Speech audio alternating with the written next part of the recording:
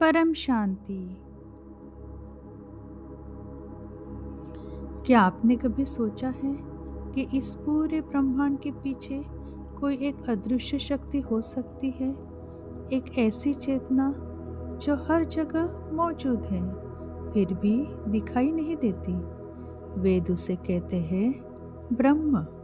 लेकिन ब्रह्म कोई देवता नहीं, कोई मूर्ति नहीं, बल्कि वह अनंत सत्य है जिससे पूरा अस्तित्व बना है। आज के इस वीडियो में हम जानेंगे वेदों के अनुसार ब्रह्म क्या है, ब्रह्म का अर्थ क्या है।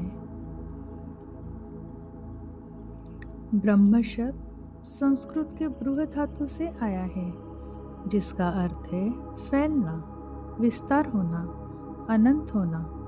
वेद कहते हैं ब्रह्म वह है जो हर जगह मौजूद है, जो समय से परे है, जो जन्म और मृत्यु से परे है। उपनिषदों में कहा गया है सर्वम खल्विदम ब्रह्म, अर्थात यह पूरा ब्रह्मांड ही ब्रह्म है। हवा, प्रकाश, ध्वनि, मन, चेतना सब उसी का रूप है। क्या ब्रह्म कोई भगवान है? वेदों के अनुसार ब्रह्म किसी एक रूप तक सीमित नहीं। वह न पुरुष है, न स्त्री, न कोई आकृति। उसे देखा नहीं जा सकता, लेकिन अनुभव किया जा सकता है। ऋषियों ने ध्यान के माध्यम से उस चेतना को महसूस किया। इसलिए उपनिषद कहते हैं नेति नेति, अर्थात यह भी नहीं वह भी नहीं, क्योंकि ब्रह्म किसी सीमा में बन नहीं सकता।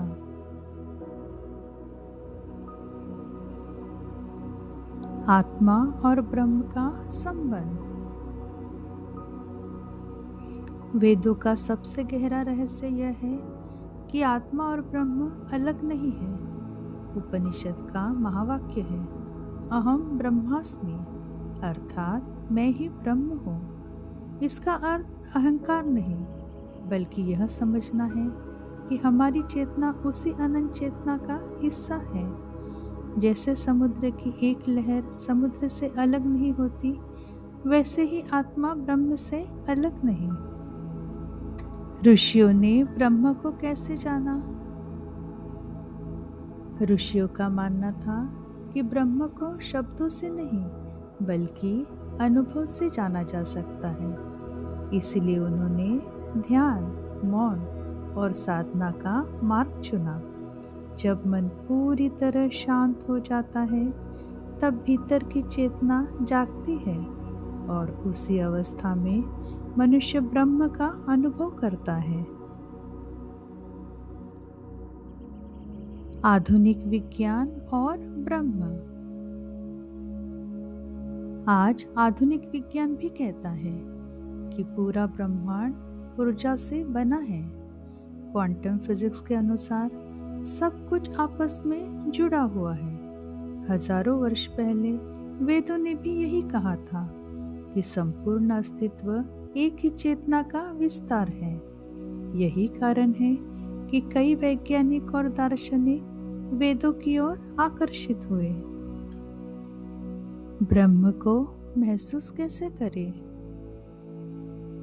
वेद कहते हैं ब्रह्म को पाने के लिए कहीं बाहर जाने की आवश्यकता नहीं, वह हमारे भीतर ही मौजूद है। जब मन शांत होता है, जब अहंकार समाप्त होता है, जब व्यक्ति प्रकृति से जुड़ता है, तब भीतर एक गहरी शांति जन्म लेती है। शायद उसी अनुभव को ऋषियों ने कहा था परम शांति।